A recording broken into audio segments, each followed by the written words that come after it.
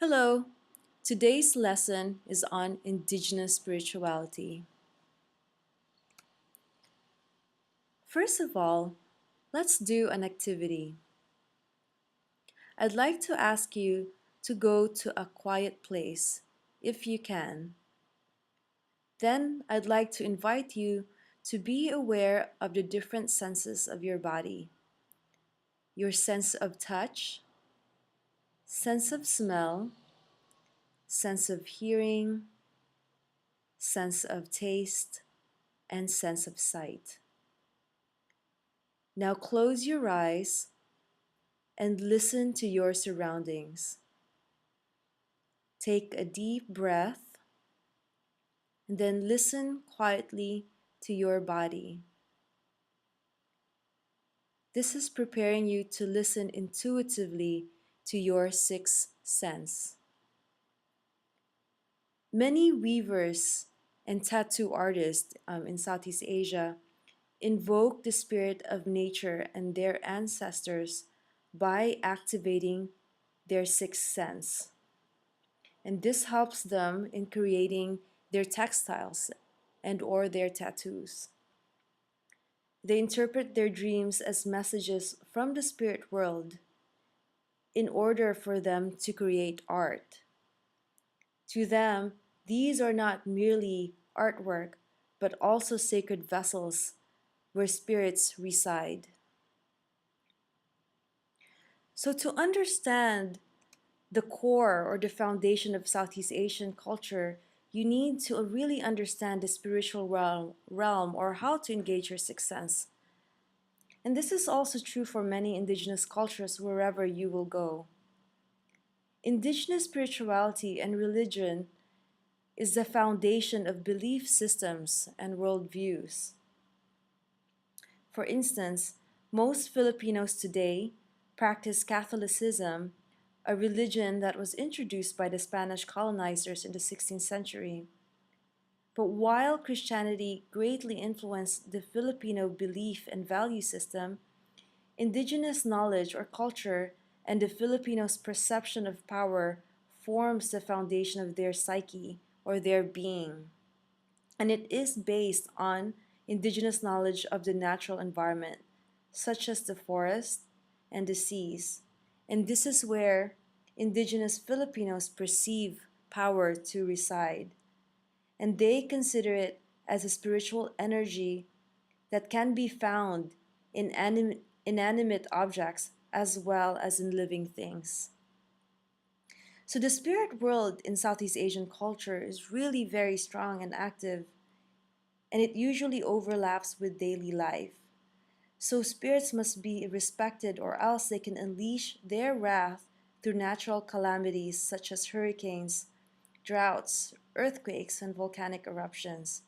And their happiness also ensures bountiful harvest. And this is particularly significant in the study of the Southeast Asian culture, particularly those who live in the Pacific Ring of Fire like Indonesia and the Philippines. And this is the Pacific Ring of Fire. Here's the Philippines and Indonesia. And the Hawaii is also part of the Pacific Ring of Fire. So this area in the Pacific Ocean is always frequented by large numbers of earthquakes and volcanic eruptions. So to put it simply, the people of these areas' survival depends on the mercy of nature, and that they believe are controlled by ancestral and environmental spirits. So the introduction of different and foreign religions such as Islam, Hinduism, Buddhism, and Christianity has really put an interesting twist on Southeast Asian spirituality. So while many argue that indigenous knowledge, which is based on animism, would clash with the new religions, Southeast Asians have actually embraced both belief system to form an inclusive form of spirituality. So for instance, in fishing rituals found in the central part of the Philippines where my parents are from, the offering to the goddess or offering to the sea is performed by a mereko or a ritual officiant to appease the supernatural people of or spirits of the sea. An incantation or a chant is recited, but if it doesn't work, the people would also call a Catholic priest to assist.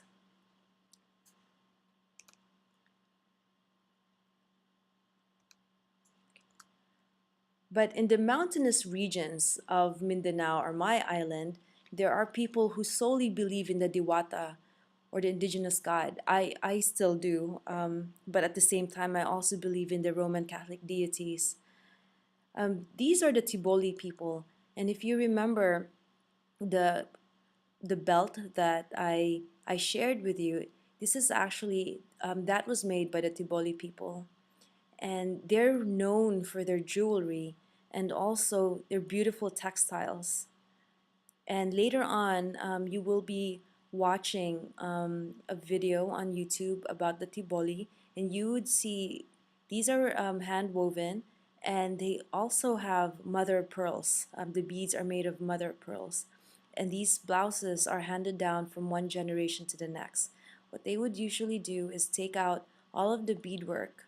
This one doesn't have, and transfer it to a new garment. The tinalak, in the tinalak is the textile that they make, and they're called the woven dreams because before a tinalak is made, there's a lot of rituals that goes on, and the design, if it's not inherited from their, if it was not handed down from their mothers, it's usually came from their dreams. And these are some of their brass work that they make, and they're very, very beautiful.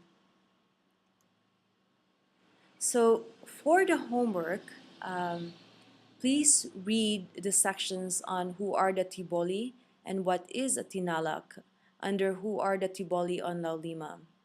And it's been digitized. It's a little bit fuzzy, and I really, really apologize for that. But you can still read it, and I encourage you to do so because it's such a wonderful book. And I'd like you to watch Preserving Culture, the Tiboli of Mindanao, Part 1 and Part 2. And I'll also put the link on Facebook.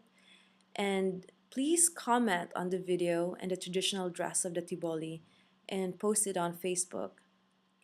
Then the last homework is to do a text and video rendering. So choose 3 sentences from the reading and video that you found, or the 2 videos that you found compelling. And you can include more sentences if you feel inspired to do so. Thank you.